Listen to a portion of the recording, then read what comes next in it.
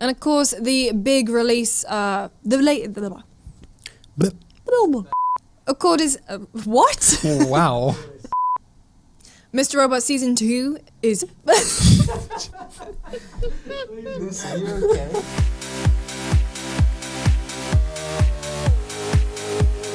Hey everyone, and welcome to Bingewatch, your go-to weekly show for everything to do with movies, TV shows, and of course, stream-friendly entertainment. I am Lost Apologist, Lucy James, it's the best show ever made, joined by Elite Hacksaw, Dave Dewitt. Hello. And One Punch Man, Tamoor Hussain. Hello. Now guys, we're here to discuss the biggest goings-on in the world of entertainment, and boy, we're coming right off the back of Star Wars Celebration, so do we have some stuff to talk about? So the biggest news from Star Wars Celebration is a mega spoiler bomb dropped by actor Jiang Wen, who plays a character called Baze Malbus. Nice. So he pretty Great much ruined the movie by accident. But since we're not dark side jerks, we're not going to talk about that at all. Well, I'm a dark side jerk, but We're not okay. going to talk about that at all, Lucy. I'm not a spoiler. What we will talk about is the casting of young Han Solo for a spin-off movie. Alright, I'll give you like £5 if you can say his name properly. Alden Ehrenreich. Alden Ehrenreich. So that's the guy who is going to be playing the iconic smuggler in his younger days. You might have seen him last in the Coen Brothers' Hail Caesar. He's also been in Hail Caesar? Hail Caesar. Hail Caesar, kind of similar. He's also been in Stoker and Blue Jasmine and the TV series Supernatural, which I love. Supernatural apologist over here. That's me. He was picked from 3,000 potentials. That's a lot of young That's a Han lot of Solos, potentials. yeah. But wasn't he like the first one to audition? I think so. I mean, I'm I just not feel like sure. you've wasted the time Yeah. of all 2,999 potentials. So he showed up as a surprise at Star Wars Celebration, and said he was very excited about playing the character. He got You'd to be, hope so. Yeah, and he got to be on the Millennium Falcon. So I'm not surprised that he's excited. So, are you familiar with him? Do you think he's a good actor or choice for this? The other actors, just to kind of give you a heads up, that were potentials were Miles Teller. Not quite my tempo. Exactly. Dave Franco, who I'm well up for after his Scrubs I wouldn't be able to take appearances. that Han Solo seriously. Scott Eastwood. It's high noon. Oh, hang on. Eastwood. I was like, wait, hang on. No, I'm not entirely familiar with him. I'm kind of glad they're not picking someone as like a super famous person like a Dave Franco, because I feel like I wouldn't be able to see Han in him. I'd only be able to see the guy from Scrubs or 21 Jump Street. Although Miles Teller could be good, but I think at the minute he's Jennifer Lawrencing in that he was really good in one thing and now he's in everything. Count again. 1, 2, 3, 4. 1, 2, 3, 4. 1, 2, 3, 4. Rushing or dragging? Rushing. So you do know the difference. So I'm kind of glad they've gone with more of an unknown. I would have taken Franco purely because I like him. You love Franco. I do love him. He's a beautiful man. But also he's got like comedic chops, I feel like. He's he can got do the that. smirk. He's got the roguish charm as well. Like, and he's in Scrubs. Like, I keep bringing him up in Scrubs, but he's just so funny. Just picture him standing next to Chewbacca with a blaster and a vest, Kinda though. is- Yeah, it doesn't work. You find that clip from Scrubs because it's the best. Getting editing notes over here. The anthology movie, which is a spin-off in the same vein as Rogue One, doesn't have a name yet, but it starts shooting in early 2017, and it's directed by Phil Lord and Chris Miller, who you may know from the awesome Lego movie. Which is, although now that's why Lego Movie 2 has been delayed, right? Mm-hmm. You know what? That's fine with me. Although, you know, I hope that everything is awesome in the Han Solo movie. So some more Star Wars news from Celebration this weekend. This one kind of went a little bit under the radar, but I think it is super cool. And the more I've read into it, the cooler it kind of becomes. Is that there's going to be a Darth Vader, not a movie. It's going to be a story experience in virtual reality. Not the killer app. Not the killer app, but it's being made by ILM X Lab. I think that's how you kind of say. So it's all these technical wizards from Industrial Light and Magic. You've got sound people from Skywalker Sound, and you also have people from Lucasfilm.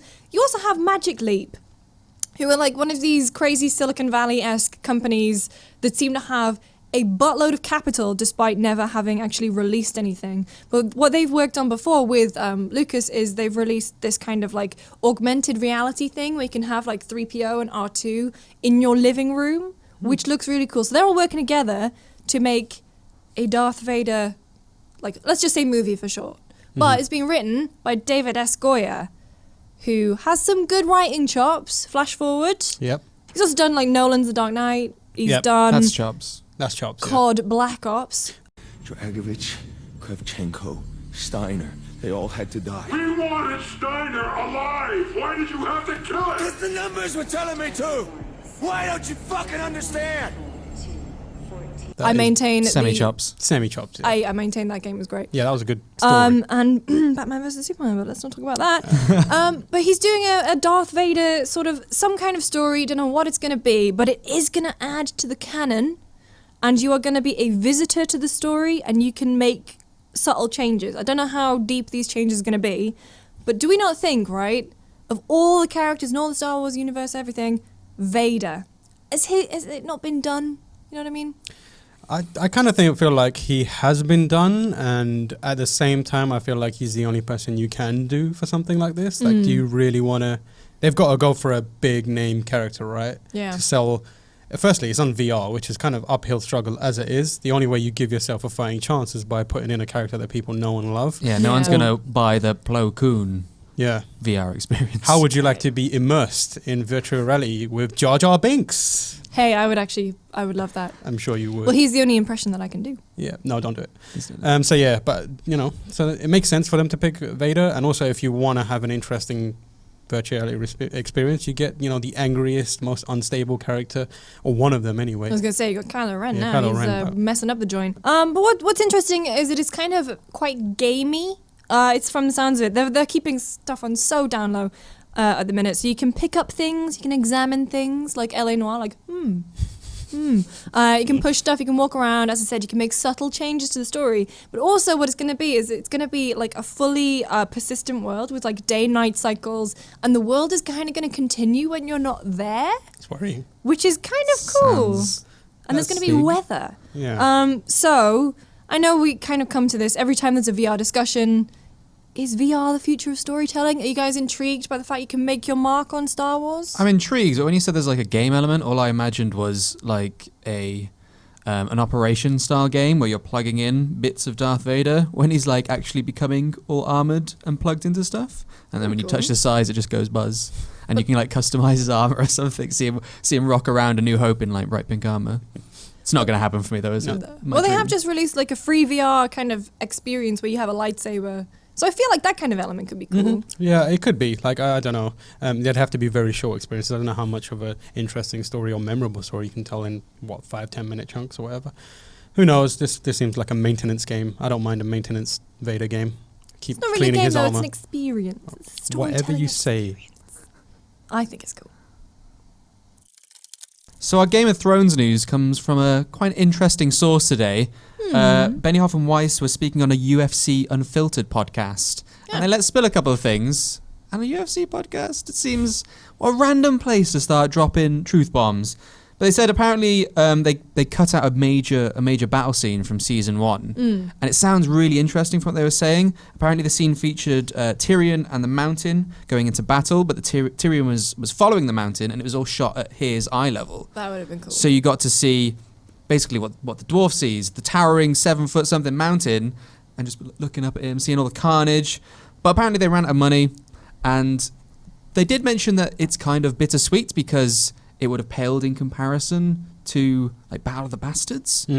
But you're a resident book nerd, and you said it was actually quite an important battle in the books. Yeah, because the way they did it in the TV show is it's the one where Tywin forces Tyrion to be a part of the army. It's where he meets Shay, it's where he meets Bronn, and he's in the army, and he's on the battlefield, but he gets knocked out.